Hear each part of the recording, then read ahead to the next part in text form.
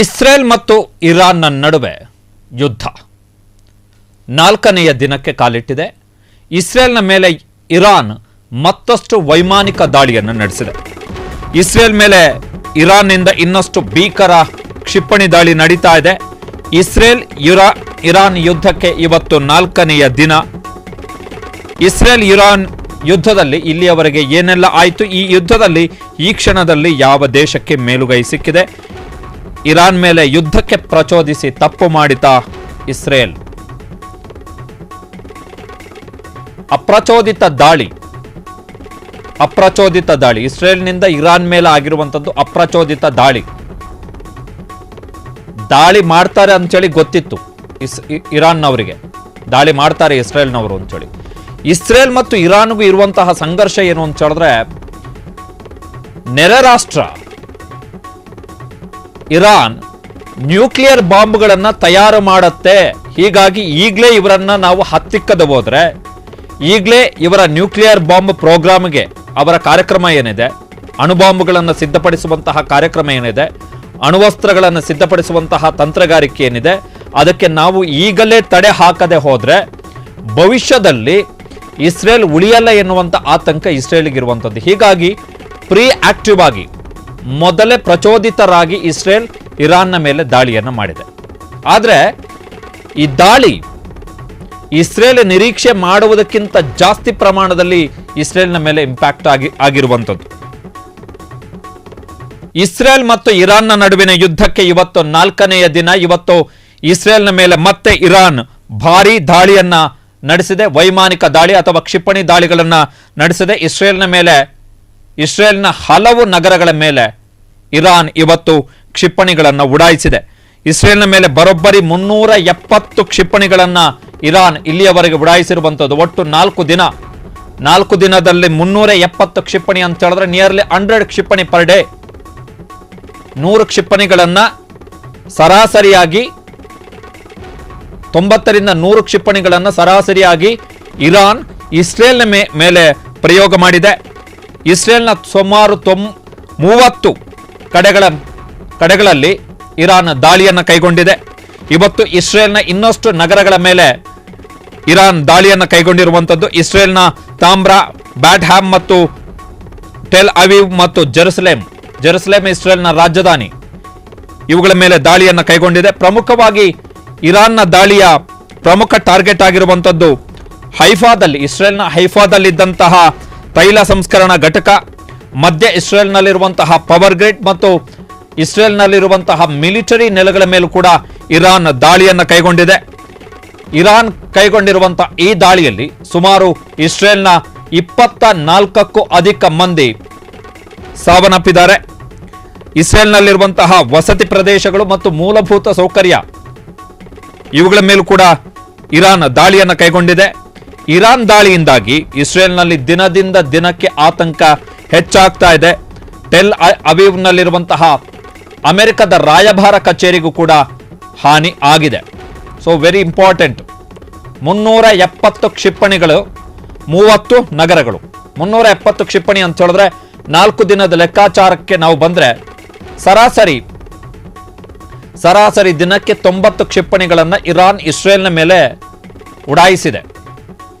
So Israel ಅಂದುಕೊಂಡ ಹಾಗೆ ಯುದ್ಧಗಳು ನಡೆದಿಲ್ಲ. ಈ ಪರ್ಟಿಕ್ಯುಲರ್ಲಿ ಈ ಯುದ್ಧ ಅಂತೂ ಇಸ್ರೇಲ್ ಅಂದುಕೊಂಡ ಹಾಗೆ ನಡೆದಿಲ್ಲ. ಇಸ್ರೇಲ್ ಏನು ಅಂದ್ಕೊಳ್ತು ಅಂತ ಹೇಳಿದ್ರೆ, ನಾವು ದಾಳಿ ಮಾಡಿದ ತಕ್ಷಣ ಇರಾನ್ನವರು ಪ್ರತಿದಾಳಿ ಮಾಡ್ತಾರೆ, ಬಟ್ ಈ ಮಟ್ಟಕ್ಕೆ ಪ್ರತಿದಾಳಿ ಆಗತ್ತೆ ಅಂತೇಳಿ ಇಸ್ರೇಲ್ ಭಾವಿಸಿರಲಿಲ್ಲ. ಸೊ ನೀವು ಏನು ನೋಡ್ತಾ ಇದ್ದೀರಿ ಅವೆಲ್ಲವೂ ಕೂಡ ಇಸ್ರೇಲ್ನ ಮೇಲೆ ಇರಾನ್ ನಡೆಸಿರುವಂತಹ ದಾಳಿ. ಇದು ಟೆಲ್ ಅವೀವ್ನಲ್ಲಿರುವಂತಹ ಜನವಸತಿ ಪ್ರದೇಶಗಳೇನಿದೆ, ಆ ಜನವಸತಿ ಪ್ರದೇಶಗಳು ಬಹುತೇಕ ಸ್ಮಶಾನಗಳಾಗಿ ಬದಲಾಗ್ಬಿಟ್ಟಿದೆ. 24 ಮಂದಿ ಸಾವನ್ನಪ್ಪಿದ್ದಾರೆ. ಇಸ್ರೇಲ್ ಏರ್ ಡಿಫೆನ್ಸ್ ಸಿಸ್ಟಮ್, ರಕ್ಷಣಾ ವ್ಯವಸ್ಥೆಯಲ್ಲಿ ಹಲವು ದೇಶಗಳಿಗಿಂತ ಮುಂದೆ ಇರುವಂತಹ ದೇಶ. ಅಂದರೆ ಪ್ರತಿರೋಧಿ ರಾಷ್ಟ್ರಗಳು ಅಥವಾ ವಿರೋಧಿ ರಾಷ್ಟ್ರಗಳು, ಶತ್ರು ರಾಷ್ಟ್ರಗಳು, ಎನಿಮಿ ಸ್ಟೇಟ್ನಿಂದ ಅಪ್ಪಳಿಸಬಹುದಾದಂತಹ ಕ್ಷಿಪಣಿಗಳು ಮತ್ತು ಡ್ರೋನ್ಗಳನ್ನು ತನ್ನದೇ ರಕ್ಷಣಾ ವ್ಯವಸ್ಥೆಯ ಮುಖಾಂತರ ತಡೆ ಒಡ್ಡಬಹುದಾದಂತಹ ರಾಷ್ಟ್ರ.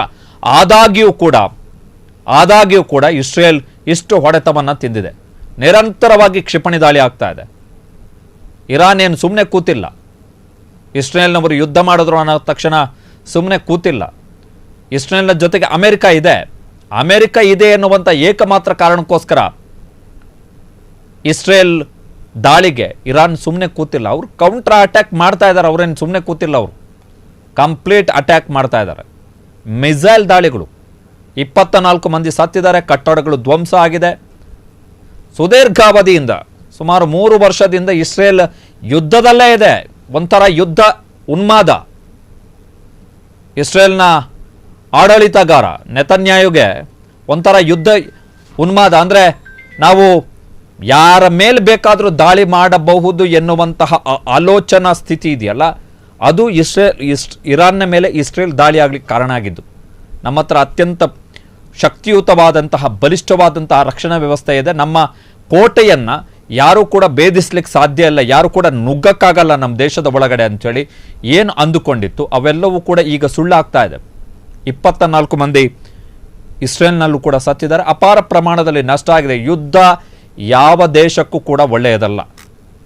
ಅದು ಎಷ್ಟೇ ಮುಂದುವರೆದ ದೇಶ ಇರ್ಬೋದು, ಎಂಥ ಅತ್ಯಾಧುನಿಕ ಶಸ್ತ್ರಾಸ್ತ್ರಗಳಿರ್ಬೋದು, ಏನೇ ಇರ್ಬೋದು, ಯುದ್ಧ ಯಾವ ದೇಶಕ್ಕೂ ಕೂಡ ಒಳಿತನ್ನು ಮಾಡಲ್ಲ. ಈಗ ಫಾರ್ ಎಕ್ಸಾಂಪಲ್ ಇಸ್ರೇಲ್ನಲ್ಲಿ ಈ ಯುದ್ಧದ ಕಾರಣಕ್ಕೋಸ್ಕರ ಅಲ್ಲಿ ವ್ಯಾಪಾರ ವಹಿವಾಟುಗಳು, ಅಲ್ಲಿಯ ಬಿಸ್ನೆಸ್ಸು, ಅಲ್ಲಿಯ ಜನಸಾಮಾನ್ಯರ ಜನಜೀವನ, ಅದರ ಮೇಲೆಲ್ಲ ಡೈರೆಕ್ಟ್ ಇಂಪ್ಯಾಕ್ಟ್ ಆಗಿದೆ. ಗಾಜಾದ ಮೇಲೆ ಆದಂತಹ ದಾಳಿಗೂ ಇದಕ್ಕೂ ಅಜಗಜಾಂತರ ವ್ಯತ್ಯಾಸ ಇದೆ. ಗಾಜಾದ ಮೇಲೆ ದಾಳಿ ಮಾಡಿರುವಂಥದ್ದು, ಪ್ಯಾಲೆಸ್ತೇನ್ ಮೇಲೆ ಏನು ದಾಳಿ ಆಯಿತು ಅದರಲ್ಲಿ ಅಷ್ಟು ಕೌಂಟರ್ ಅಟ್ಯಾಕ್ಗಳಿರಲಿಲ್ಲ. ಬಟ್ ಇಸ್ರೇಲ್ ಮತ್ತು ಇರಾನ್ನ ನಡುವಿನ ಸಂಘರ್ಷ ಏನಿದೆ, ಯುದ್ಧ ಸಂಘರ್ಷ, ಇಟ್ಸ್ ಅ ಪ್ಯೂರ್ ವಾರ್.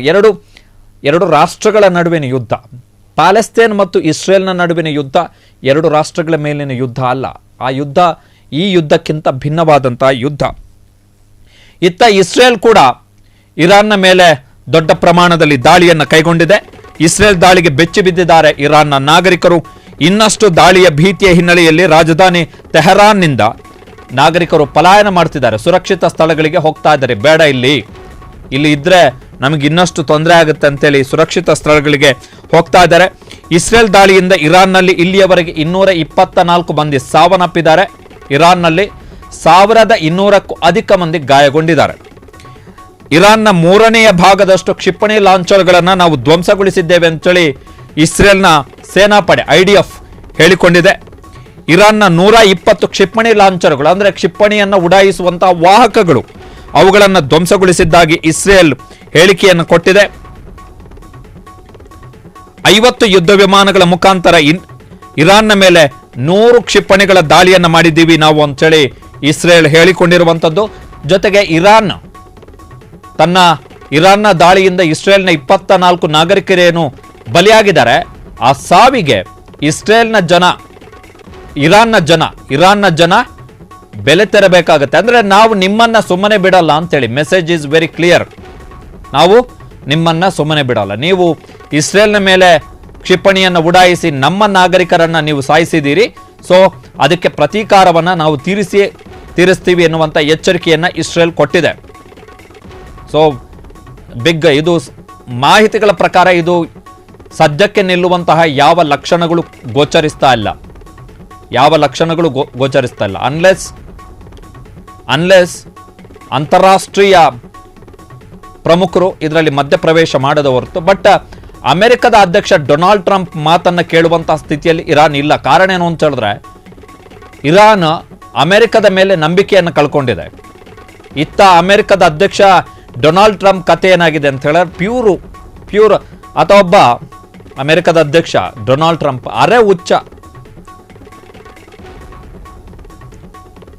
ಅಮೆರಿಕದ ಅಧ್ಯಕ್ಷ ಡೊನಾಲ್ಡ್ ಟ್ರಂಪ್ ಒಬ್ಬ ಅರೆ ಹುಚ್ಚ ಅಂತ ಮೆಂಟಲ್ ಕೇಸ್. ಈಗ ಲಾಸ್ಟ್ ಟೈಮ್ ನಮ್ಮ ಶಶಿ ತರೂರ್ ಅವರು ಈ ಆಪರೇಷನ್ ಸಿಂಧೂರ ಬಗ್ಗೆ ವಿದೇಶಗಳಿಗೆ ಹೋಗಿ ಅಲ್ಲಿನ ಸರ್ಕಾರಗಳನ್ನು, ಅಲ್ಲಿನ ಜನರನ್ನು, ಅಲ್ಲಿನ ಪ್ರಮುಖರನ್ನು ನಮ್ಮ ಭಾರತದ ಸ್ಟ್ಯಾಂಡ್ ಏನಿತ್ತು, ಭಾರತದ ನಿಲುವೇನಿದೆ ಅದ್ರ ಬಗ್ಗೆ ನಾವು ಎಕ್ಸ್ಪ್ಲೇನ್ ಮಾಡಲಿಕ್ಕೆ ಅಂಥೇಳಿ ನಾವು ಅವರನ್ನು ಕಳಿಸಿದ್ವಿ, ಶಶಿ ತರೂರನ್ನು. ಆ ಸಂದರ್ಭದಲ್ಲಿ ಅವರಿಗೆ ಅಮೆರಿಕದಲ್ಲಿ ಹೋದಂತಹ ಸಂದರ್ಭದಲ್ಲಿ ಶಶಿ ತರೂರ್ ಅವರಿಗೆ ಒಂದು ಪ್ರಶ್ನೆಯನ್ನು ಕೇಳ್ತಾರೆ, ಡೊನಾಲ್ಡ್ ಟ್ರಂಪ್ ಬಗ್ಗೆ ನಿಮ್ಮ ಅಭಿಪ್ರಾಯ ಏನು ಅಂತೇಳಿ. ಅವರು ಹೇಳ್ತಾರೆ, ಅಮೆರಿಕದ ಅಧ್ಯಕ್ಷನಿಗಿರಬೇಕಾಗಿರುವಂಥ ಆ ಕ್ಲಾಸಿಕ್ನೆಸ್, ಒಂದು ಗಾಂಭೀರ್ಯತೆ, ಡಿಪ್ಲೊಮೆಟಿಕಲ್ ಗಾಂಭೀರ್ಯತೆ. ಡಿಪ್ಲೊಮೆಸಿಯಲ್ಲಿ ಒಂದು ಮಾತಿಗೆ ತೂಕ ಬೇಕು, ಗಾಂಭೀರ್ಯತೆ ಬೇಕು. ವಾಚಾಳಿತನ ಆಗಿಬಿಟ್ರೆ ಏನು ಪ್ರಯೋಜನ ಏನಿಲ್ಲ, ಜನ ಮೆಂಟಲ್ ಕೇಸ್ ಅಂತೇಳಿ ಅಂದ್ಕೊಳ್ತಾರೆ. ಸೊ ಇದನ್ನು ಹೇಳಿದ್ರು ಶಶಿ ತರೂರ್ ಅವರು. ಕ್ಲಾಸಿಕ್ ಇಲ್ಲ, ಗಾಂಭೀರ್ಯತೆ ಇಲ್ಲ ಡೊನಾಲ್ಡ್ ಟ್ರಂಪಿಗೆ ಅಂತೇಳಿ. ಡೊನಾಲ್ಡ್ ಟ್ರಂಪ್ನ ಕತೆ ಎಕ್ಸಾಕ್ಟ್ಲಿ ಈ ಇಸ್ರೇಲ್ ಮತ್ತು ಇರಾನ್ನ ವಿಷಯದಲ್ಲಿ ಆಗ್ತಾ ಇರುವಂಥದ್ದು ಅದೇ. ಫಾರ್ ಎಕ್ಸಾಂಪಲ್, ಇರಾನ್ ಮತ್ತು ಇಸ್ರೇಲ್ನ ನಡುವೆ ದಾಳಿಯಾದಂತಹ ಸಂದರ್ಭದಲ್ಲಿ ಇದೇ ಡೊನಾಲ್ಡ್ ಟ್ರಂಪ್ ಇರಾನಿಗೆ ಎಚ್ಚರಿಕೆಯನ್ನು ಕೊಟ್ಟರು, ಇದು ನಿಮಗೆ ಲಾಸ್ಟ್ ಚಾನ್ಸ್, ನೀವು ಬದುಕುಳಿಯೋಕ್ಕಾಗಲ್ಲ, ಗಾಡ್ ಬ್ಲೆಸ್ ಯು, ದೇವರು ಒಳ್ಳೇದು ಮಾಡಲಿ, ಆದಷ್ಟು ಬೇಗ ನೀವು ಶಾಂತಿ ಸಂಧಾನಕ್ಕೆ ಬನ್ನಿ. ಏನು ಅಮೆರಿಕದ ಉದ್ದೇಶ ಏನು ಅಂತ ಹೇಳಿದ್ರೆ, ಇಸ್ರೇಲ್ ಮತ್ತು ಅಮೆರಿಕದ ಉದ್ದೇಶ ಏನು ಅಂತ ಹೇಳಿದ್ರೆ, ಇರಾನ್ ಅಣುಬಾಂಬುಗಳನ್ನು, ಅಣುವಸ್ತ್ರಗಳನ್ನು ತಯಾರು ಮಾಡಬಾರ್ದು ಅಂತೇಳಿ ಅವರ ಆಕ್ಷೇಪ ಇರುವ, ಈ ದಾಳಿ ಆಗ್ತಿರುವಂಥದ್ದೇ ಆ ಕಾರಣಕ್ಕೋಸ್ಕರ ಮಾತ್ರ. ಈ ವಾರ್ ಏನು ಸ್ಟಾರ್ಟ್ ಆಗಿದೆ ಅದಿದೆಯಲ್ಲ, ಅದು ಇರಾನ್ ಅಣುವಸ್ತ್ರಗಳನ್ನು, ಅಣುಬಾಂಬುಗಳನ್ನು ತಯಾರು ಮಾಡಬಾರ್ದು, ಆ ಕಾರಣಕ್ಕೋಸ್ಕರ ಆಗ್ತಾ ಇರುವಂತಹ ದಾಳಿ, ಬೇರೆ ಇನ್ನೇನಿಲ್ಲ, ಬೇರೆ ಯಾವ ಉದ್ದೇಶವೂ ಇಲ್ಲ. ಹಾಗಾದರೆ ಇರಾನ್ನ ಅಣುಸ್ಥಾವರವನ್ನು ನಾಶ ಮಾಡಲಿಕ್ಕೆ ಸಾಧ್ಯನಾ ಇಸ್ರೇಲ್ನ ಕೈಯಿಂದ? ಇರಾನ್ನ ನ್ಯೂಕ್ಲಿಯರ್ ನೆಲೆಗಳ ಮೇಲೆ ದಾಳಿ ಮಾಡಿದ್ದಾಗಿ ಇಸ್ರೇಲ್ ಹೇಳಿಕೊಂಡಿದೆ. ಅಣುಬಾಂಬ್ ತಯಾರಿಸುವ ಇರಾನ್ ಪ್ರಯತ್ನಕ್ಕೆ ತಡೆ ಹಾಕುವ ಉದ್ದೇಶ, ಈ ಏಕಮಾತ್ರ ಉದ್ದೇಶದಿಂದ ಈ ದಾಳಿ ಆಗ್ತಾ ಇರುವಂಥದ್ದು, ಯುದ್ಧ ಆಗ್ತಾ ಇರುವಂಥದ್ದು. ನಟನ್ಯಾಸ್ನಲ್ಲಿರುವಂತಹ ಇರಾನ್ನ ನ್ಯೂಕ್ಲಿಯರ್ ಫೆಸಿಲಿಟಿ ಕೇಂದ್ರದ ಮೇಲೆ ದಾಳಿ ಮಾಡಿ ಇಸ್ರೇಲ್ ದಾಳಿಯನ್ನು ಕೈಗೊಂಡಿದೆ. ಆದರೆ ಭೂಗರ್ಭದ ಒಳಗಡೆ, ಭೂಮಿಯ ಒಳಗಡೆ ಈ ಫೆಸಿಲಿಟಿ ಕೇಂದ್ರ ಇರುವಂಥದ್ದು, ನ್ಯೂಕ್ಲಿಯರ್ ಫೆಸಿಲಿಟಿ ಕೇಂದ್ರ. ಇದೇನು ಭೂಮಿಯ ಮೇಲಿರುವಂತಹ ನ್ಯೂಕ್ಲಿಯರ್ ಫೆಸಿಲಿಟಿ ಕೇಂದ್ರ ಅಲ್ಲ. ಅವರು ಕೂಡ ಯೋಚನೆ ಮಾಡಿದ್ದಾರೆ, ಇರಾನ್ನವರು ಕೂಡ, ಏನಾಗಬಹುದು ಭವಿಷ್ಯದಲ್ಲಿ ನಮ್ಮ ಕಥೆ ಅಂತೇಳಿ. 26 ಅಡಿ ಭೂ ಆಳದಲ್ಲಿ ಈ ನ್ಯೂಕ್ಲಿಯರ್ ಫೆಸಿಲಿಟಿ ಕೇಂದ್ರ ಇರುವಂಥದ್ದು. ಭೂಮಿಗೆ ಅಪ್ಪಳಿಸಿದ ಬಳಿಕ 6 ಮೀಟರ್ನಷ್ಟು ಒಳಗೆ ನುಗ್ಗಬಹುದಾದಂತಹ ಬಾಂಬರ್ಗಳನ್ನು ಇಸ್ರೇಲ್ ಸದ್ಯಕ್ಕೆ ಹೊಂದಿದೆ.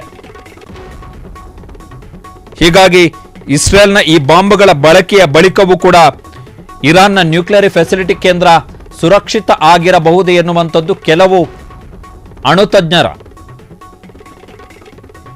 ಅಂದಾಜು ಇರುವಂಥದ್ದು. ನ್ಯೂಕ್ಲಿಯರ್ ಎಕ್ಸ್ಪರ್ಟ್ಗಳು ಯಾರಿದ್ದಾರೆ ಅವರ ಲೆಕ್ಕಾಚಾರ ಇರುವಂಥದ್ದು ಅದು. ಇನ್ನು ಇರಾನ್ನ ಇನ್ನೊಂದು ನ್ಯೂಕ್ಲಿಯರ್ ಕೇಂದ್ರ ಇದೆ ಫ್ರೋಡೌನ್ನಲ್ಲಿ. ಆ ನ್ಯೂಕ್ಲಿಯರ್ ಫೆಸಿಲಿಟಿ ಕೇಂದ್ರ ಭೂಮಿ ಆಳದಲ್ಲಿ 295 ಅಡಿ ಆಳದಲ್ಲಿದೆ. ಒಂದು ವೇಳೆ ಅಮೆರಿಕದ ಅತ್ಯಾಧುನಿಕ ಭಯಾನಕ GBU 57 ಬಾಂಬರ್ಗಳನ್ನು ಬಳಸಿದ್ರೂ ಕೂಡ ಈ ನ್ಯೂಕ್ಲಿಯರ್ ಫೆಸಿಲಿಟಿ ಕೇಂದ್ರಕ್ಕೆ ಅಪಾಯ ಇಲ್ಲ. ಜೊತೆಗೆ ಅಮೆರಿಕದ ಆ ಅತ್ಯಾಧುನಿಕ ಬಾಂಬ್ಗಳನ್ನು ಬಳಸಬೇಕು ಅಂತ ಹೇಳಿದ್ರೆ ಅಮೆರಿಕದ ಏರ್ಫೋರ್ಸ್, ವಾಯುಸೇನೆಯ B-2 ಸ್ಟೀಲ್ತ್ ವಿಮಾನಗಳು, ಅಂದರೆ ಸ್ಟೀಲ್ತ್ ಅಂದರೆ ಯಾರ ಕಣ್ಣಿಗೂ ಕೂಡ ಕಾಣಿಸದೆ ಹೋಗಿ ನುಗ್ಗಿ ದಾಳಿ ಮಾಡಬಹುದಾದಂಥ ವಿಮಾನಗಳು, ಅಂತಹ ವಿಮಾನಗಳನ್ನು ಇಸ್ರೇಲ್ ಬಳಕೆ ಮಾಡಬೇಕು. ಸದ್ಯದ ಸ್ಥಿತಿಯಲ್ಲಿ ಅಮೆರಿಕ ಆ ಫೆಸಿಲಿಟಿಯನ್ನು ಇಸ್ರೇಲ್ಗೆ ಕೊಟ್ಟಿಲ್ಲ. ಸೊ ಸದ್ಯದ ಮಾಹಿತಿಯ ಪ್ರಕಾರ ಏನು ಅಂತ ಹೇಳಿದ್ರೆ, ನಟನ್ಯಾಸ್ನಲ್ಲಿರುವಂತಹ ಇರಾನ್ನ ನ್ಯೂಕ್ಲಿಯರ್ ಫೆಸಿಲಿಟಿ ಕೇಂದ್ರ ಏನಿದೆ, ಆ ನ್ಯೂಕ್ಲಿಯರ್ ಫೆಸಿಲಿಟಿ ಕೇಂದ್ರದಲ್ಲಿ ಯುರೇನಿಯಂ ಸೋರಿಕೆ ಆಗಿರುವಂತಹ ಸಾಧ್ಯತೆ ಇದೆ. ಒಳಗಡೆ ಸೋರಿಕೆ ಆಗಿರುವಂತಹ ಸಾಧ್ಯತೆ ಇದೆ. ಹೊರಗೆ ಅಪಾಯ ಆಗಿಲ್ಲ, ಒಳಗಡೆ ಅದು ಭೂ ಆಳದಲ್ಲಿ ಇರ್ತಕ್ಕಂಥ ಭೂಗರ್ಭದಲ್ಲಿ, ಜಸ್ಟ್ ಲೈಕ್ ಬಂಕರ್ಗಳನ್ನು ಹೇಗೆ ಮಾಡಲಾಗಿರುತ್ತೋ ಆ ರೀತಿ ಭೂ ಆಳದಲ್ಲಿ ಮಾಡಲಾಗಿರುವಂತಹ ನ್ಯೂಕ್ಲಿಯರ್ ಫೆಸಿಲಿಟಿ ಕೇಂದ್ರಗಳದ್ದು ಸುರಂಗದ ರೀತಿಯಲ್ಲೇ. ಸೊ ಅಲ್ಲಿ ಒಳಗಡೆ ಯುರೇನಿಯಂ ಸೋರಿಕೆ ಆಗಿರುವಂತಹ ಸಾಧ್ಯತೆ ಇದೆ ಎನ್ನುವಂತಹ ಅಂಶವನ್ನು ಅಂತಾರಾಷ್ಟ್ರೀಯ ಅಣುಶಕ್ತಿ ಸಂಸ್ಥೆ IAEA ಏನಿದೆ ಅದು ಹೇಳಿಕೊಂಡಿರುವಂಥದ್ದು. ಇನ್ನು ಇಸ್ರೇಲ್ನ ಪರ ಬೇಹುಗಾರಿಕೆ ನಡೆಸಿದ ಕಾರಣಕ್ಕೋಸ್ಕರ ಇರಾನ್ನಲ್ಲಿ ಓರ್ವನಿಗೆ ಗಲ್ಲು ಶಿಕ್ಷೆಯನ್ನು ವಿಧಿಸಲಾಗಿದೆ. 2023ರಲ್ಲಿ ಬಂಧಿತನಾಗಿದ್ದಂತಹ ಇಸ್ಮಾಯಿಲ್ ಫಕ್ರಿ, ಈತನಿಗೆ ಗಲ್ಲು ಶಿಕ್ಷೆಯನ್ನು ವಿಧಿಸಲಾಗಿದೆ. ಹಣಕ್ಕಾಗಿ ಈತ ಇಸ್ರೇಲ್ಗೆ ರಹಸ್ಯ ಮಾಹಿತಿಯನ್ನು ಸೋರಿಕೆ ಮಾಡಿದ್ದ ಎನ್ನುವಂಥದ್ದು ಪ್ರಮುಖವಾಗಿ ಇರತಕ್ಕಂತಹ ಆರೋಪ. ಶುಕ್ರವಾರ ಇನ್ನಷ್ಟು ಬೇಹುಗಾರರನ್ನು ಇರಾನ್ ಬಂಧಿಸಿದೆ. ಇತ್ತ ಇಸ್ರೇಲ್ನನ್ನು ಕೂಡ ಇರಾನ್ ಪರ ಬೇಹುಗಾರಿಕೆ ಮಾಡ್ತಿದ್ದ ಇಬ್ಬರನ್ನ ಬಂಧಿಸಲಾಗಿದೆ. ಅದರಲ್ಲಿ 13 ವರ್ಷದ ಬಾಲಕ ಕೂಡ ಸೇರ್ಕೊಂಡಿದ್ದಾನೆ. ಸೊ ಆಪರೇಷನ್ ಆಗ್ತಾ ಇದೆ. 4 ದಿನಗಳ ಹಿಂದೆ ಯಾವಾಗ ಇಸ್ರೇಲ್ ಇರಾನ್ನ ಮೇಲೆ ದಾಳಿಯನ್ನ ಮಾಡ್ತು, ಆ ದಾಳಿಯ ಸಂದರ್ಭದಲ್ಲಿ ಇರಾನ್ನ ಸೈನಿಕರು ಇಸ್ರೇಲ್ನ ಸೈನಿಕರು ಇರಾನ್ನ ಒಳಗಡೆ ನುಗ್ಗಿ ದಾಳಿಯನ್ನು ಮಾಡಿದ್ದಾರೆ. ಇರಾನ್ನ ಒಳಗಡೆ ನುಗ್ಗಿ ದಾಳಿಯನ್ನು ಮಾಡಿದ್ದಾರೆ. ಬೇರೆ ಬೇರೆ ತಂತ್ರವನ್ನು ಇಸ್ರೇಲ್ ಕೂಡ ಬಳಸ್ಕೊಳ್ತಾ ಇದೆ. ಸೊ ವೆರಿ ಇಂಪಾರ್ಟೆಂಟ್ ಇದು. ಮಾಹಿತಿಗಳ ಪ್ರಕಾರ ಇಸ್ರೇಲ್ 2 ಲೆಕ್ಕಾಚಾರವನ್ನು ತಪ್ಪಾಗಿ ಹಾಕಿಕೊಳ್ತು ಅಂತೇಳಿ ಅಂತಾರಾಷ್ಟ್ರೀಯ ಸಂಬಂಧಗಳ ತಜ್ಞರು ಜೊತೆಗೆ ಮಿಲಿಟರಿ ಎಕ್ಸ್ಪರ್ಟ್ಗಳು ಕೊಡ್ತಾ ಇರುವಂತಹ ಅಭಿಪ್ರಾಯ ಏನು ಅಂತ ಹೇಳಿದ್ರೆ, ಇಸ್ರೇಲ್ ತನ್ನ ಮೊದಲ ದಾಳಿಯನ್ನು ಕೈಗೊಂಡಂತಹ ಸಂದರ್ಭದಲ್ಲಿ ಇರಾನ್ನ 2 ಪ್ರಮುಖ ಮಿಲಿಟರಿ ಅಧಿಕಾರಿಗಳನ್ನು ಸಾಯಿಸ್ತು. ಒಂದು IRG ಇರಾನ್ ರೆವಲ್ಯೂಷನರಿ ಗಾರ್ಡ್ ಇದರ ಮುಖ್ಯಸ್ಥ, ಮತ್ತೊಬ್ಬರು ಮೇಜರ್ ಜನರಲ್, ಇವರಿಬ್ಬರನ್ನು ಹತ್ಯೆ ಮಾಡ್ತು ಇಸ್ರೇಲ್ ಅಂದ್ಕೊಂಡಿದ್ದೇನು ಅಂತ ಹೇಳಿದ್ರೆ, ಇರಾನ್ ಸೇನೆಯ 2 ಪ್ರಮುಖರು ಹತರಾದ ಬಳಿಕ ಸಹಜವಾಗಿ ಅದು ವಿದೌಟ್ ಲೀಡರ್ಶಿಪ್, ನಾಯಕತ್ವ ಇಲ್ಲದೆ ಅದು ಬಹುಶಃ ತಣ್ಣಗಾಗಬಹುದು, ಅವರು ನಮಗೆ ಸರೆಂಡರ್ ಆಗಬಹುದು, ನಮ್ಮ ಹತ್ರಕ್ಕೆ ಇವರು ಬರ್ಬೋದು ಎನ್ನುವಂತಹ ಲೆಕ್ಕಾಚಾರಕ್ಕೆ ಇಸ್ರೇಲ್ ಇತ್ತು. ಆದರೆ ಇರಾನ್ ಕೌಂಟರ್ ಅಟ್ಯಾಕ್ ಮಾಡಿದೆ, ದೊಡ್ಡ ಪ್ರಮಾಣದಲ್ಲಿ ಮಾಡಿದೆ. ಇನ್ನು ಸಣ್ಣ ಪ್ರಮಾಣದ ದಾಳಿಗಳಲ್ಲ. 24 ಮಂದಿ ಇಸ್ರೇಲ್ನಲ್ಲಿ ದಾಳಿಗೆ ಸತ್ತಿದ್ದಾರೆ ಅಂತ ಹೇಳಿದ್ರೆ it's not A small number. ಮತ್ತು ದೊಡ್ಡ ಪ್ರಮಾಣದ ಡ್ಯಾಮೇಜ್ ಆಗಿದೆ ಇಸ್ರೇಲ್ನ ಮೇಲೆ, ಇರಾನ್ನ ಮೇಲೂ ಕೂಡ ಆಗಿದೆ. ಇರಾನ್ 224, ಅದು ಫಸ್ಟ್ ಡೇ ಅಟ್ಯಾಕ್. ಅದು ಇಸ್ರೇಲ್ ದಾಳಿಯ ಮೊದಲ ದಾಳಿಯಲ್ಲಿ ದೊಡ್ಡ ಪ್ರಮಾಣದಲ್ಲಿ ಸತ್ತಿದ್ದಾರೆ Iran. But Iran counter attack ಮಾಡ್ತು.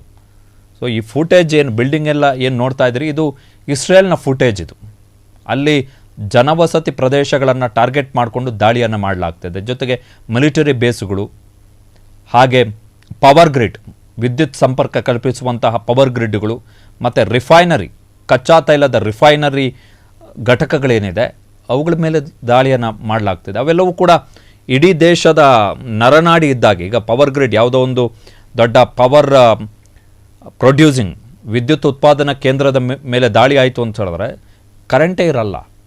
ಸೊ ಅವೆಲ್ಲ ದೊಡ್ಡ ಮಟ್ಟದ ಇಂಪ್ಯಾಕ್ಟನ್ನು ಮಾಡಿಬಿಡ್ತವೆ. ಸೊ ನಿರಂತರವಾಗಿ ದಾಳಿಯನ್ನು ಮಾಡಲಾಗ್ತಿದೆ. ಆ ಫೂಟೇಜ್ ನಾವೇನಾದರೂ ನೋಡಿದ್ರೆ, ಇರಾನ್ ಕ್ಷಿಪಣಿ ದಾಳಿಯ ಫೂಟೇಜನ್ನು ನೋಡಿದ್ರೆ ದೊಡ್ಡ ಪ್ರಮಾಣದಲ್ಲಿ ಕ್ಷಿಪಣಿಗಳು ಏಕ್ದಮ್ ಒಂದೇ ಸಲಕ್ಕೆ ದೊಡ್ಡ ಪ್ರಮಾಣದಲ್ಲಿ ಕ್ಷಿಪಣಿಗಳು ಇಸ್ರೇಲ್ನ ಮೇಲೆ ಬಂದು ಬೀಳ್ತವೆ. ಕೆಲವೊಂದನ್ನು ಇಸ್ರೇಲ್ ತನ್ನ ಅಡ್ವಾನ್ಸ್ಡ್ ಏನು ಏರ್ ಡಿಫೆನ್ಸ್, ಈಗ ಫಾರ್ ಎಕ್ಸಾಂಪಲ್ ಏನು ನೀವು ವಿಂಡೋದಲ್ಲಿ ಫೂಟೇಜನ್ನು ನೋಡ್ತಾ ಇದ್ದೀರಿ, ಈ ಫೂಟೇಜುಗಳ ಇವೆಲ್ಲವೂ ಕೂಡ ಇಸ್ರೇಲ್ ದಾಳಿಯ ಫೂಟೇಜುಗಳು.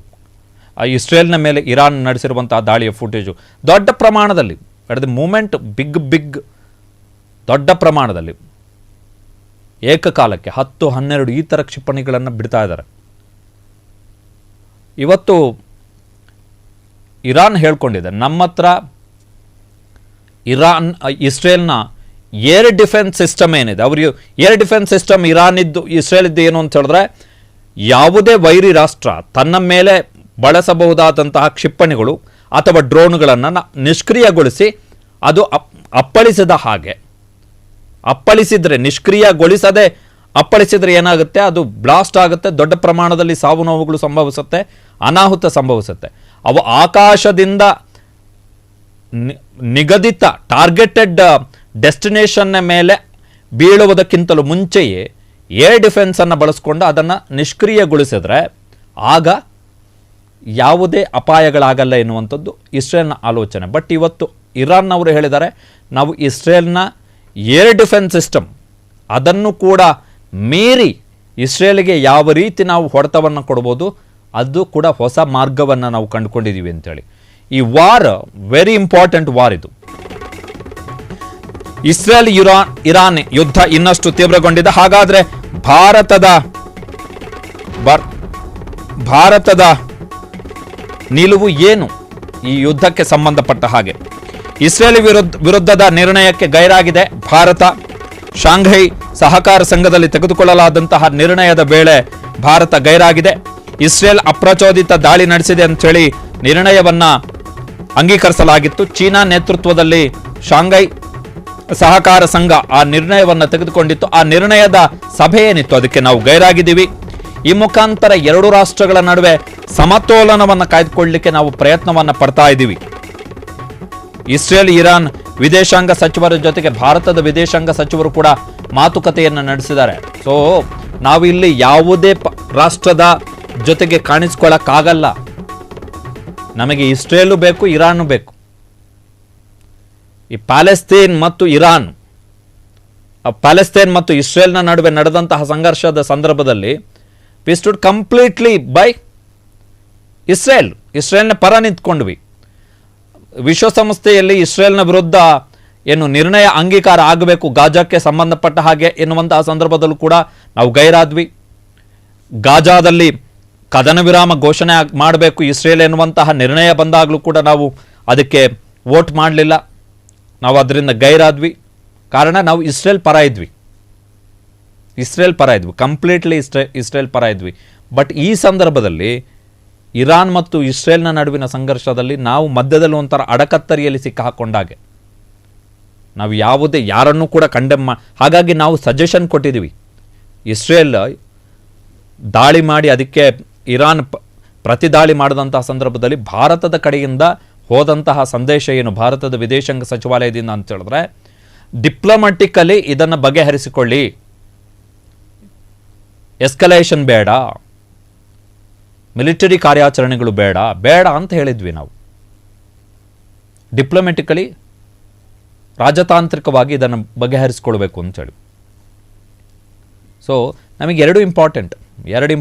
ಇರಾನ್ ನಮಗೆ ಹಲವು ಕಾರಣಕ್ಕೆ ಇಂಪಾರ್ಟೆಂಟ್, ಹಂಗೆ ನೋಡಕ್ಕೆ ಹೋದರೆ ಒಂದು ಹಂತಕ್ಕೆ ನಮಗೆ ಇರಾನ್ ತುಂಬ ಇಂಪಾರ್ಟೆಂಟ್ ಇದೆ. ಇರಾನ್ ನಮ್ಮ ಕಚ್ಚಾ ತೈಲ ವ್ಯವಸ್ಥೆ ಇರ್ಬೋದು, ನಾವಲ್ಲಿ ಬಂದರುಗಳ ಅಭಿವೃದ್ಧಿ ಕಾರ್ಯಕ್ರಮದಲ್ಲಿ ನಾವು ಪಾಲ್ಗೊಂಡಿದ್ದೀವಿ. ನಾವಲ್ಲಿ ಇಂಧನ ಕಚ್ಚಾ ತೈಲ ಉತ್ಪಾದನೆಯನ್ನು ಮಾಡ್ತಾ ಇದ್ದೀವಿ, ಅಲ್ಲೆಲ್ಲ ಇನ್ವೆಸ್ಟ್ಮೆಂಟ್ ಮಾಡ್ತಾ ಇದ್ದೀವಿ ನಾವು ಇರಾನ್ನ ಮೇಲೆ ದೀರ್ಘಗಾಮಿ ಯೋಜನೆಗಳನ್ನು ಇಟ್ಕೊಂಡು. ಭವಿಷ್ಯದಲ್ಲಿ ನಮಗೆ ಕಚ್ಚಾ ತೈಲ ನಾವು ಸ್ವತಂತ್ರವಾಗಿರಬೇಕು, ನಮ್ಮ ಎಕ್ಸ್ಪೋರ್ಟ್ ಕಮ್ಮಿ ಆಗಿ ಡಿಫೆನ್ಸ್ ಬೇರೆಯವ್ರ ಮೇಲೆ ಅವಲಂಬನೆ ಕಮ್ಮಿ ಆಗಬೇಕೆನ್ನೋ ಕಾರಣಕ್ಕೋಸ್ಕರ ನಾವು ಕಚ್ಚಾ ತೈಲ ಭರಿತವಾಗಿರುವಂತಹ ಇರಾನ್ನಲ್ಲಿ ಹೂಡಿಕೆಯನ್ನು ಮಾಡ್ತಾ ಇದ್ದೀವಿ. ಅಲ್ಲಿ ಬಂದರುಗಳ ಅಭಿವೃದ್ಧಿ ಕಾರ್ಯಕ್ರಮಗಳಿಗೆ ನಾವು ದುಡ್ಡನ್ನು ಕೊಡ್ತಾ ಇದ್ದೀವಿ. ಅದರಿಂದ ನಮಗೆ ಅನುಕೂಲ ಇದೆ. ಇಸ್ರೇಲ್ನ ಜೊತೆಗೆ ನಮಗಿರುವಂಥದ್ದು ಡಿಫೆನ್ಸ್ ಅಗ್ರಿಮೆಂಟ್ ಜಾಸ್ತಿ ಇರುವಂಥದ್ದು ಮತ್ತು ಟೆಕ್ನಾಲಜಿ ಸ್ವಲ್ಪ. ಬಟ್ ಇರಾನ್ ನಮಗೆ ಕಚ್ಚಾ ತೈಲ ಮತ್ತು ಇತರೆ ಕಾರಣಕ್ಕೋಸ್ಕರವೂ ಕೂಡ ಅತ್ಯಂತ ವೆರಿ ಇಂಪಾರ್ಟೆಂಟ್ ರಾಷ್ಟ್ರ. ಸೊ ನಾವು ಕಂಪ್ಲೀಟ್ಲಿ ಡಿಫ್ರೆಂಟ್. ಈಗ ಫಾರ್ ಎಕ್ಸಾಂಪಲ್ ನೀವು ಗಮನಿಸಿರ್ಬೋದು, ಪ್ಯಾಲೆಸ್ತೈನ್ನ ಮೇಲೆ ಯುದ್ಧ ಆದಂತಹ ಸಂದರ್ಭದಲ್ಲಿ ಭಾರತದಲ್ಲಿ ಯಾರೆಲ್ಲ ರಾಷ್ಟ್ರವಾದಿಗಳು ಸ್ಟೇಟ್ಮೆಂಟನ್ನು ಕೊಡ್ತಾಯಿದ್ರು, ಆ ಸ್ಟೇಟ್ಮೆಂಟು ಇಸ್ರೇಲ್ ಮತ್ತು ಇರಾನ್ ನಡುವಿನ ಯುದ್ಧದ ಸಂದರ್ಭದಲ್ಲಿ ಇಲ್ಲ. ಬಿಕಾಸ್ ಪ್ರತಿಯೊಂದು ಅಷ್ಟೇ ಸಮಯ ಸಂದರ್ಭ ಅವುಗಳ ಇಂಪಾರ್ಟೆನ್ಸ್ನ ಆಧಾರದ ಮೇಲೆ ಪ್ರತಿ ನಿಲುವುಗಳು ಕೂಡ ಬದಲಾಗ್ತಾ ಇರ್ತವೆ. ಈ ಭಾರತ ಪಾಕಿಸ್ತಾನದ ಸಂಘರ್ಷದ ಸಂದರ್ಭದಲ್ಲಿ ಒಂದು ಆಲೋಚನೆ ಇರುತ್ತೆ ನಮಗೆ, ಭಾರತ ಚೀನಾ ಸಂಘರ್ಷದ ಸಂದರ್ಭದಲ್ಲಿ ನಮ್ಮ ಆಲೋಚನೆ ಭಿನ್ನವಾಗಿರುತ್ತೆ. ಭಾರತ ಅಮೆರಿಕದ ನಡುವೆ ವ್ಯಾಪಾರ ವಹಿವಾಟಿಗೆ ಸಂಬಂಧಪಟ್ಟ ಹಾಗೆ ಸಂಘರ್ಷಗಳು ಏರ್ಪಟ್ಟಂಥ ಸಂದರ್ಭದಲ್ಲಿ ಆಗ ನಮ್ಮ ಆಲೋಚನೆಗಳು ಬೇರೆ ಥರ ಇರ್ತವೆ. ಎಲ್ಲವನ್ನ ಬೇರೆಯದ್ದೇ ಆದಂತಹ ಟೂಲ್ಗಳ ಮುಖಾಂತರ ನಾವು ಅದನ್ನು ಹ್ಯಾಂಡ್ಲ್ ಮಾಡಬೇಕಾಗತ್ತೆ. ಎಲ್ಲದಕ್ಕೂ ಒಂದೇ ಮಾನದಂಡ ಅಲ್ಲ. ಸೊ ದಾಳಿ ಸದ್ಯಕ್ಕಂತೂ ನಿಲ್ಲುವಂಥ ಯಾವುದೇ ಲಕ್ಷಣಗಳಿಲ್ಲ. ಅಮೆರಿಕದವರು ಮಧ್ಯಸ್ಥಿಕೆ ವಹಿಸೋಕ್ಕಾಗಲ್ಲ. ಅಮೆರಿಕದವರು ಸೈಡ್ ತೆಗೆದುಕೊಂಡಿದ್ದಾರೆ. ಅಮೆರಿಕ ಅನ್ನೋದಕ್ಕಿಂತ ಡೊನಾಲ್ಡ್ ಟ್ರಂಪ್ ಸೈಡ್ ತೆಗೆದುಕೊಂಡಿದ್ದಾರೆ. ಡೊನಾಲ್ಡ್ ಟ್ರಂಪ್ ಎಲೆಕ್ಷನ್ನಲ್ಲಿ ಅಮೆರಿಕದ ಅಧ್ಯಕ್ಷೀಯ ಚುನಾವಣೆಯ ಸಂದರ್ಭದಲ್ಲೂ ಕೂಡ ತಮ್ಮ ಭಾಷಣದುದ್ದಕ್ಕೂ ಕೂಡ ತಮ್ಮ ಕ್ಯಾಂಪೇನ್ನ ವೆರಿ ಇಂಪಾರ್ಟೆಂಟ್ ಭಾಗ ಅಂತ ಮಾಡಿಕೊಂಡಿದ್ದು ಇಸ್ರೇಲ್ನ ಪರವಾಗಿ ಅಮೆರಿಕ ಗಟ್ಟಿಯಾಗಿ ನಿಲ್ಲಬೇಕು ಅಂಥೇಳಿ. ಜೊತೆಗೆ ಡೊನಾಲ್ಡ್ ಟ್ರಂಪ್ ಅವರ ಬೆಂಬಲಿಗರು ಅಮೆರಿಕವನ್ನು ನಂಬಿಸಿದ್ದೇನು ಅಂತ ಹೇಳಿದ್ರೆ, ಒಂದು ವೇಳೆ ಡೊನಾಲ್ಡ್ ಟ್ರಂಪ್ ಅಧಿಕಾರಕ್ಕೆ ಗೆಲ್ಲದೆ ಹೋದರೆ ಇಸ್ರೇಲೇ ಇರಲ್ಲ ಅಂಥೇಳಿ ನಂಬಿಸಿದ್ರು. So America completely with Israel. ಇತ್ತ ಚೀನಾ ಇರಾನ್ನ ಜೊತೆಗಿದೆ, ರಷ್ಯಾ ಇರಾನ್ನ ಜೊತೆಗಿದೆ, ಬ್ರಿಟನ್ ಅವರು ಇಸ್ರೇಲ್ನ ಜೊತೆಗಿದ್ದಾರೆ. ಅವರು ಕೆಲವೊಂದಿಷ್ಟು ಪ್ರದೇಶಗಳಲ್ಲಿ ಇರಾನ್ ಇಸ್ರೇಲ್ ಕಡೆಗಳಲ್ಲಿ ತಮ್ಮ ಶಸ್ತ್ರಾಸ್ತ್ರಗಳನ್ನು ಶಿಫ್ಟ್ ಮಾಡ್ತಾ ಇದ್ದಾರೆ. ಇತ್ತ ಟರ್ಕಿ ಇರಾನ್ ಜೊತೆಗಿದೆ, ರಷ್ಯಾ ಇರಾನ್ ಜೊತೆಗಿದೆ, ಚೀನಾ ಇರಾನ್ ಜೊತೆಗಿದೆ. ನಮಗೆ ಇಬ್ಬರು ಬೇಕಾಗಿದ್ದಾರೆ. ಯುದ್ಧ ಸದ್ಯಕ್ಕಂತೂ ನಿಲ್ಲಲ್ಲ. ಕಾರಣ ಇರಾನ್ ಕೂಡ ರೆಡಿಯಾಗಿದೆ ಯುದ್ಧ ಮಾಡಲಿಕ್ಕೆ. ಇತ್ತ ಇಸ್ರೇಲ್ನವರು ಕೂಡ ಹೇಳ್ತಾ ಇದ್ದಾರೆ, ನಾವು ರೆಡಿ ಇದ್ದೀವಿ, ನಾವು ಇರಾನ್ ಅವರಿಗೆ ತಕ್ಕ ಪಾಠ ಕಲಿಸ್ತೀವಿ ಅಂತೇಳಿ. ಒಂದು ವೇಳೆ ಈ ಯುದ್ಧ ನಿಂತರೆ, in case without any logical end, ಯಾವುದೇ ರೀತಿಯಾದಂತಹ ಲಾಜಿಕಲ್ ತಾರ್ಕಿಕ ಅಂತ್ಯವನ್ನು ಕಾಣದೇ ಈ ಯುದ್ಧ ಏನಾದರೂ ನಿಂತರೆ ಇಸ್ರೇಲ್ಗೆ ಭವಿಷ್ಯದಲ್ಲಿ ಇನ್ನಷ್ಟು ಅಪಾಯ ಪಕ್ಕ ಕಾದಿದೆ ಅಂತ ಅರ್ಥ. ಬಿಕಾಸ್ ಈ ಯುದ್ಧ ಆರಂಭದಲ್ಲಿ ಹೇಳಿದಾಗೆ ಈ ಯುದ್ಧ ಆಗ್ತಾ ಇರುವಂಥದ್ದೇ ಇರಾನನ್ನು ಭವಿಷ್ಯದಲ್ಲಿ ಯಾವತ್ತೂ ಕೂಡ ಅದು ಅಣ್ವಸ್ತ್ರಗಳನ್ನು, ಅಣುಬಾಂಬುಗಳನ್ನು ತಯಾರು ಮಾಡಬಾರದು ಎನ್ನುವ ಕಾರಣಕ್ಕೋಸ್ಕರ ಆಗ್ತಾ ಇರುವಂಥ ಯುದ್ಧ ಇದು. ಸೊ ಆ ಹಿನ್ನೆಲೆಯಲ್ಲಿ ಆ ಅಣ್ವಸ್ತ್ರಗಳು ಅಥವಾ ಅಟಾಮಿಕ್ ಬಾಂಬುಗಳಿಗೆ ತಯಾರಿಕೆಗೆ ಸಂಬಂಧಪಟ್ಟ ಹಾಗೆ ಒಂದು ಕನ್ಕ್ಲೂಸಿವ್ ತೀರ್ಮಾನ ಬರದ ಹೊರತು ಒಂದು ವೇಳೆ ಈ ಯುದ್ಧ ಏನಾದರೂ ಅಂತ್ಯ ಆದರೆ ಅಥವಾ ಇಸ್ರೇಲ್ ನಮ್ಗೆ ಸಾಕಾಯಿತು ಅಂತೇಳಿ ಏನಾದರೂ ತೀರ್ಮಾನಕ್ಕೆ ಬಂದರೆ ಅದರ ಪರಿಣಾಮವನ್ನು ಇಸ್ರೇಲ್ ದೀರ್ಘಕಾಲಕ್ಕೆ ದೊಡ್ಡ ಪ್ರಮಾಣದಲ್ಲಿ ಅನುಭವಿಸಬೇಕಾಗತ್ತೆ. ಸೊ ಬಂದಿರತಕ್ಕಂಥ ಮಾಹಿತಿಗಳ ಪ್ರಕಾರ ಇರಾನ್ನ ಒಂದು ನ್ಯೂಕ್ಲಿಯರ್ ಫೆಸಿಲಿಟಿಯ ಒಳಗಡೆ ಯುರೇನಿಯಂ ಸೋರಿಕೆ ಆಗಿರುವಂತಹ ಮಾಹಿತಿ ಇದೆ. ಬಟ್ ಅದು ಹೊರಗಡೆ ಜನಸಾಮಾನ್ಯರಿಗೆ ಇಂಪ್ಯಾಕ್ಟ್ ಆದಂಗಿಲ್ಲ ಅಲ್ಲಿ. ಕಾರಣ ತೀರ ಭೂ ಆಳದಲ್ಲಿ ಮಾಡಿರುವಂತಹ ನ್ಯೂಕ್ಲಿಯರ್ ಫೆಸಿಲಿಟಿ ಕೇಂದ್ರಗಳು ಇನ್ನೂ 2 ಇದ್ದಾವೆ. ಒಟ್ಟು 3 ಇರಾನ್ನಲ್ಲಿರುವಂತಹ ನ್ಯೂಕ್ಲಿಯರ್ ಫೆಸಿಲಿಟಿ ಕೇಂದ್ರಗಳು. ಆ 3 ನ್ಯೂಕ್ಲಿಯರ್ ಫೆಸಿಲಿಟಿ ಕೇಂದ್ರಗಳು ಕೂಡ ಅಂಡರ್ ದಿ ಅರ್ತ್, ಭೂ ಗರ್ಭದಲ್ಲಿ ಇರ್ತಕ್ಕಂತಹ ನ್ಯೂಕ್ಲಿಯರ್ ಕೇಂದ್ರಗಳು. ಸೊ ಈಗ ಅಮೆರಿಕದವರ ಸಂಧಾನ ಎಲ್ಲಿಗೆ ಸಕ್ಸಸ್ ಆಗಬೇಕು ಅಂತ ಹೇಳಿದ್ರೆ, ಇರಾನ್ನವರು ನಾವು ಇನ್ನು ಮುಂದೆ ಅಣು ಬಾಂಬುಗಳನ್ನಾಗಲಿ ಅಣ್ವಸ್ತ್ರಗಳನ್ನು ತಯಾರಿ ಮಾಡುವಂತಹ ಹೆಜ್ಜೆಯನ್ನು ಇಡಲ್ಲ ಅಂಥೇಳಿ ಏನಾದರೂ ತೀರ್ಮಾನವನ್ನು ತೆಗೆದುಕೊಂಡ್ರೆ ಆಗ ಈ ಯುದ್ಧಕ್ಕೆ ಒಂದು ತಾರ್ಕಿಕ ಅಂತ್ಯ ಸಿಗ್ಬೋದು ಮತ್ತು ಅದು ಫಲಪ್ರದ ಆಗ್ಬೋದು. ಅದರ್ವೈಸ್ ಈ ಶುರು ಮಾಡಲಾಗಿರುವಂತಹ ಯುದ್ಧ ಇನ್ನಷ್ಟು ದಿನ ಮುಂದುವರಿಯುತ್ತೆ ಮತ್ತು ಇದು ಯಾವ ಹಂತಕ್ಕೂ ಬೇಕಾದರೂ ಹೋಗಬಹುದು. ಕ್ಷಣ ಕ್ಷಣದ ಸುದ್ದಿಗಳಿಗಾಗಿ ಫ್ರೀಡಂ ಟಿವಿ ಸಬ್ಸ್ಕ್ರೈಬ್ ಮಾಡಿ, ಲೈಕ್ ಮಾಡಿ ಹಾಗೂ ಫಾಲೋ ಮಾಡಿ. ಹೊಸ ಸುದ್ದಿಗಳ ನೋಟಿಫಿಕೇಶನ್ಗಾಗಿ ಬೆಲ್ ಐಕಾನ್ ಮೇಲೆ ಕ್ಲಿಕ್ ಮಾಡಿ.